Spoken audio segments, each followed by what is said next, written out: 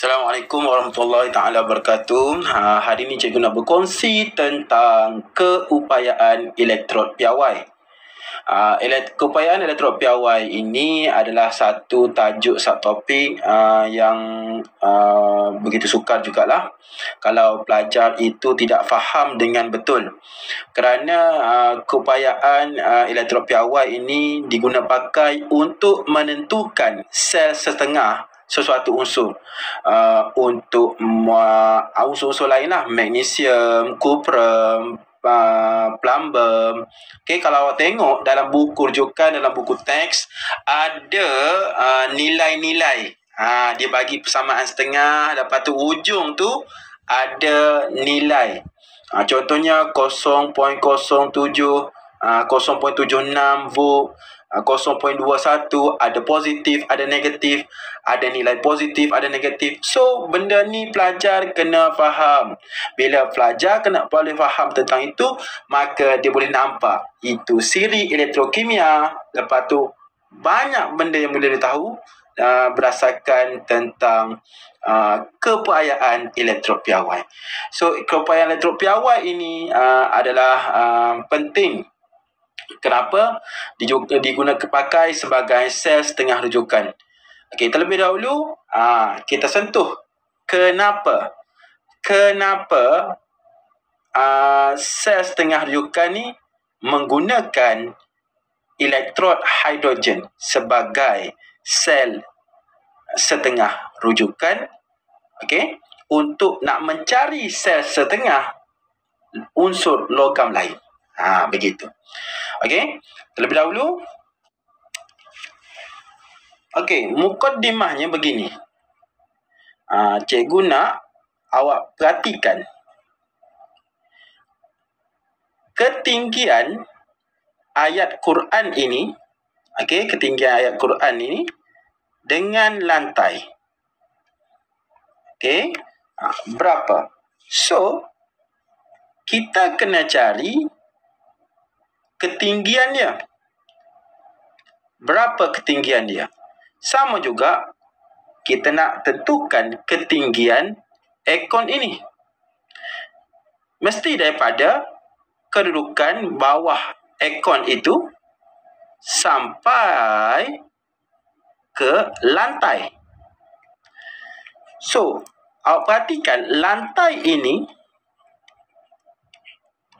okey, dijadikan sebagai bahan rujukan. Barulah kita tahu ketinggian untuk ayat Quran ini dan ketinggian untuk aircon. Maka lantai dijadikan sebagai bahan rujukan. Okay, di sini ada kaitannya dengan SHE. Okay, iaitu standard hydrogen elektron yang diguna pakai sebagai sel setengah rujukan.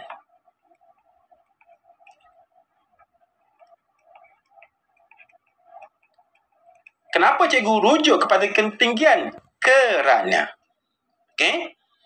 Kerana ini merujuk kepada keupayaan, potential, energi, potential, tenaga, keupayaan.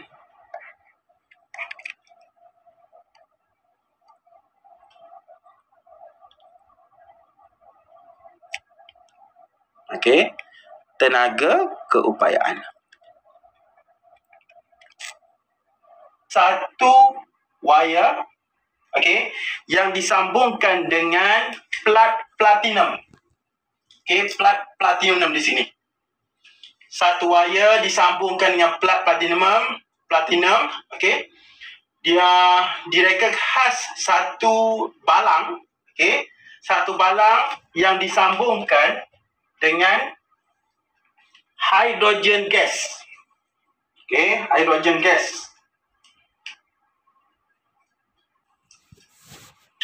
Hidrogen gas akan memasuki, okey, hidrogen gas akan memasuki H2, akan memasuki dalam balang gas ini. Wire tadi, okey, terdiri daripada disambungkan kepada sumber elektrik.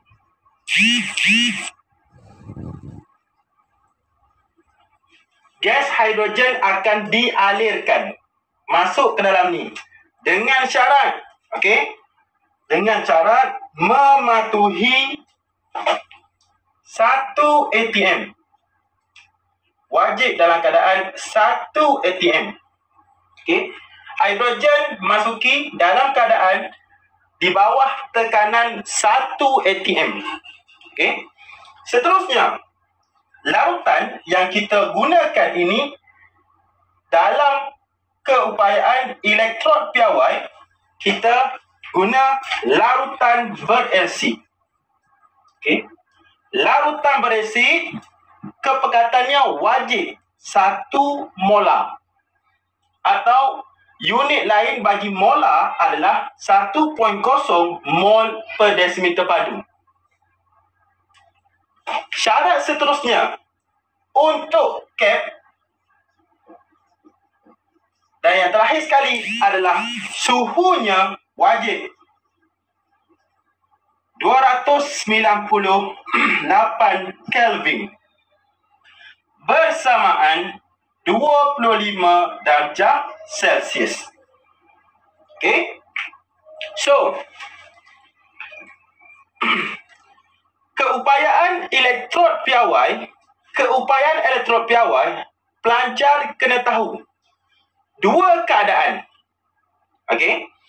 Untuk keupayaan elektrod piawai, kadang-kadang keupayaan elektrod piawai ini boleh jadi tindak balas pengoksidaan, boleh jadi tindak balas penurunan. Okey, kita check one by one.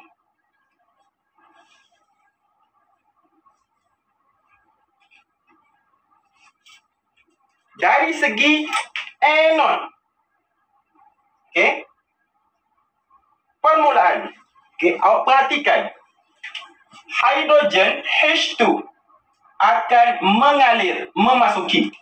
Okey, so hidrogen tadi akan memasuki ke dalam balang gas, menghampiri plat platinum ini. Plat platinum terdiri, kenapa kita guna plat platinum? Kerana dia lengai. Dia tidak dipengaruhi ataupun tidak boleh bertindak balas dengan hidrogen. Apabila gas hidrogen memasuki, okey, cikgu buat gas hidrogen memasuki balang ni. Okey. Tambah lagi gas hidrogen. Cikgu tambah lagi gas hidrogen memasuki balang gas. Ketika ini hidrogen akan mengalami pengoksidaan. Hidrogen bila memasuki pada elektrod platinum ini, hidrogen akan mengalami pengoksidaan. Tips yang pertama, cikgu nak beritahu, bila sebut anode mengalami pengoksidaan. Bila mengalami pengoksidaan, maka hidrogen, molekul hidrogen ini akan melepaskan elektron. Okey? Bila hidrogen ini, molekul hidrogen ini melepaskan elektron, melepaskan 2 elektron. Ni cikgu buat. Bila dia melepaskan 2 elektron, maka hidrogen, molekul hidrogen tadi, dia akan membentuk ion hidrogen. Dia akan membentuk 2 ion hidrogen.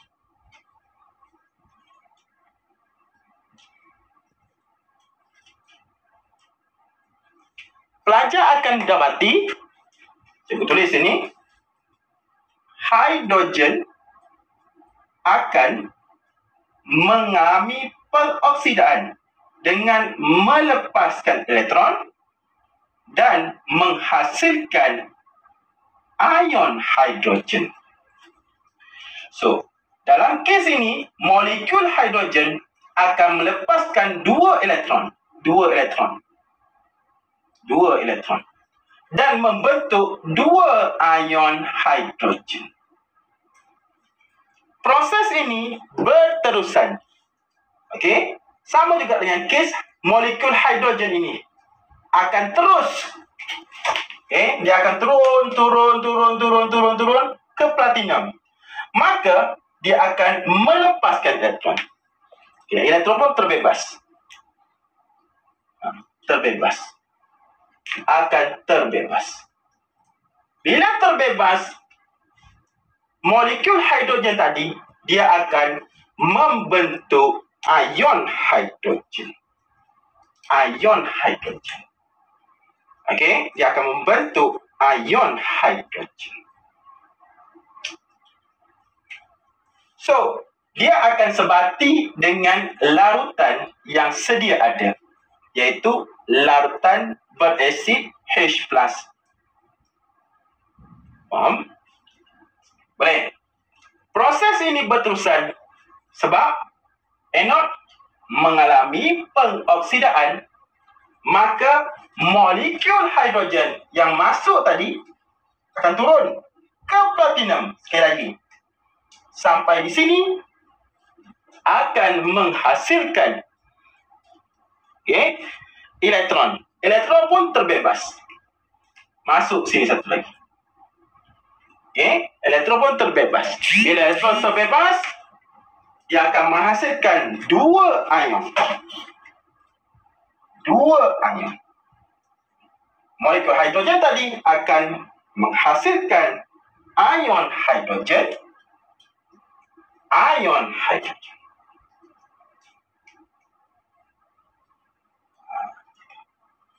Okay, so ini kes keupayaan elektrod piawai yang terdiri daripada elektrod hidrogen piawai atau lebih dikenali dengan SHE. SHE, Standard Electrode Standard Hydrogen Electrode, SHE.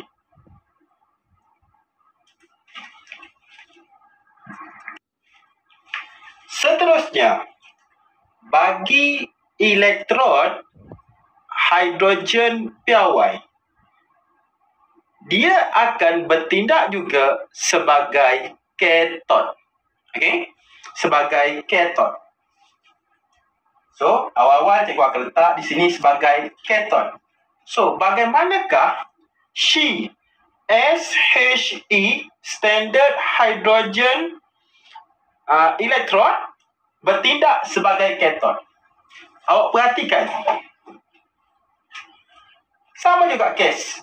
Okey, kesnya hidrogen dalam elektrolit ini larutannya berasid H+. Maka dalam elektrolit ini terdiri daripada ion hidrogen. So, bila ion hidrogen tadi akan bertindak balas dengan elektron. Okey, bertindak balas dengan elektron, maka akan membentuk ni ion hidrogen. Ibu buat ion hidrogen tadi akan bertindak balas dengan elektron. Okey, hidrogen akan bertindak balas dengan elektron, dia akan membentuk atom hidrogen. Okey, atom hidrogen. Ion hidrogen, lautan berasid, akan bertindak balas dengan elektron. Maka akan membentuk atom elektron. Atom hidrogen. Okey. So, atom hidrogen dengan atom hidrogen akan membentuk ikatan, membentuk molekul hidrogen. Maka molekul hidrogen akan terbebas. Di sini akan keluar gelembung-gelembung gas. Gelembung gas. Okey, proses ini sekali lagi berterusan. Ion hidrogen akan bertindak balas dengan elektron. Okey, mengalami penurunan. Katod penurunan. Bila penurunan, ion hidrogen akan mengalami penurunan. Okey, membentuk atom hidrogen. Kes ini pun sama juga dengan ini. Maka ion hidrogen mengalami penurunan, membentuk atom hidrogen. So bila atom hidrogen keluar, membentuk gas hidrogen. So gelembung-gelembung gas akan keluar. Saya repeat, yang ini pun sama. Atom ion hidrogen akan mengalami penurunan, membentuk atom hidrogen dengan bergabung dengan elektron. Okey? Sama kesnya, akan keluarlah gelembung-gelembung gas dalam balang ini. Sekiranya standard hidrogen elektrod akan bertindak sebagai katod, maka gelembung-gelembung gas akan terhasil. Bila terhasil, awak akan nampaklah molekul-molekul gas hidrogen, gas yang tak berwarna, terbebas. Gluk-gluk keluar. Okey, keluar. Okey. So, di sini kita akan jumpa satu persamaan setengah, iaitu ion hidrogen akan mengalami penurunan dengan menerima elektron, membentuk molekul hidrogen. Sini 2, kita letak sedua, 2.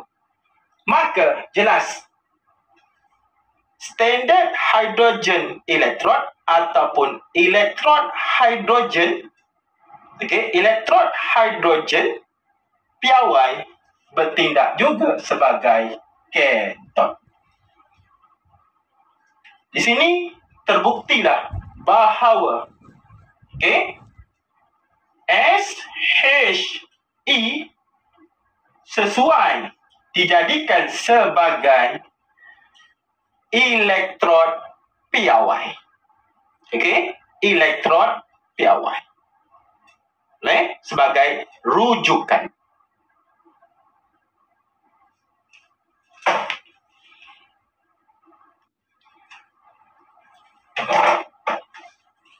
Sebagai kesimpulan. Okey. Sebagai kesimpulan, cikgu repeat balik, SHE.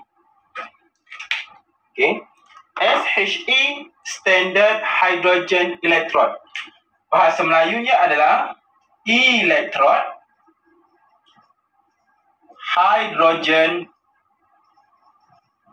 piawai. Okey. Elektrod hidrogen piawai, sekali lagi cikgu ulang, pasti menggunakan larutan berasid.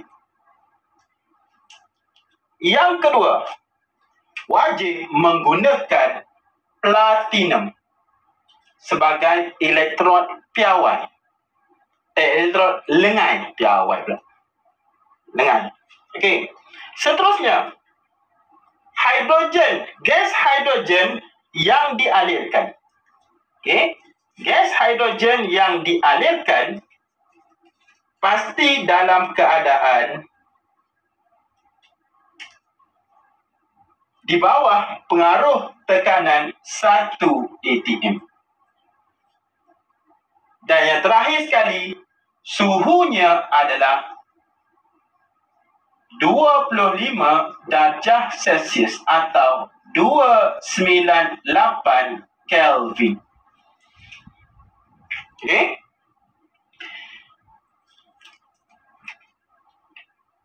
Tadi anode. Bila anode, molekul hidrogen, gas yang dialirkan tadi, akan membentuk ion hidrogen dengan mengalami pengoksidaan. oxidation. Dengan melepaskan elektron. Okey? Manakala di katot,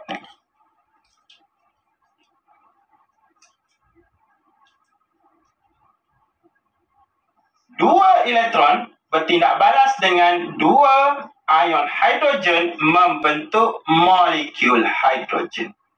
Di sini, ion hidrogen mengalami penurunan dengan menerima elektron membentuk molekul hidrogen. Mengalami reduction. So, sekali lagi, cikgu nak kupaskan sebagai kesimpulan, standard hydrogen electrode ataupun electrode hydrogen PRY sesuai dijadikan sebagai sel setengah rujukan.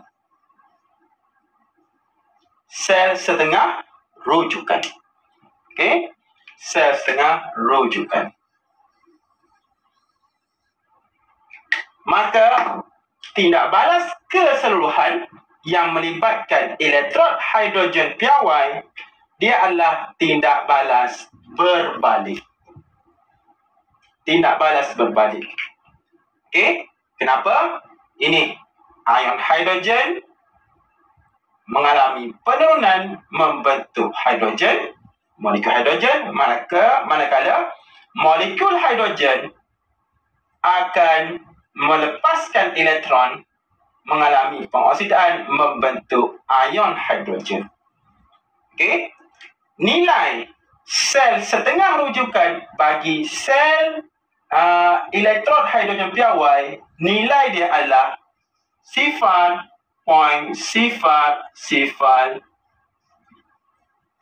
Okey? So, tolong ingat. Sebab dia sebagai rujukan bernilai 0.00 volt. Okey? So, itu saja untuk hari ini. Untuk menerangkan apakah itu elektrod hidrogen PRY yang juga dikenali sebagai sel setengah rujukan. Okey?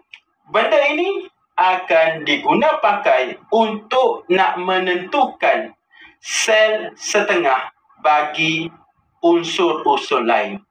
Kemungkinan untuk zinc, copper, magnesium, yang akan menilaikan nilai-nilai ini. Okey? So, itu saja daripada cikgu. Hari-hari minum kari. Nanti kita belajar kimia lagi. Okey? Itu saja. Wallahu a'lam. Assalamualaikum dan terima kasih.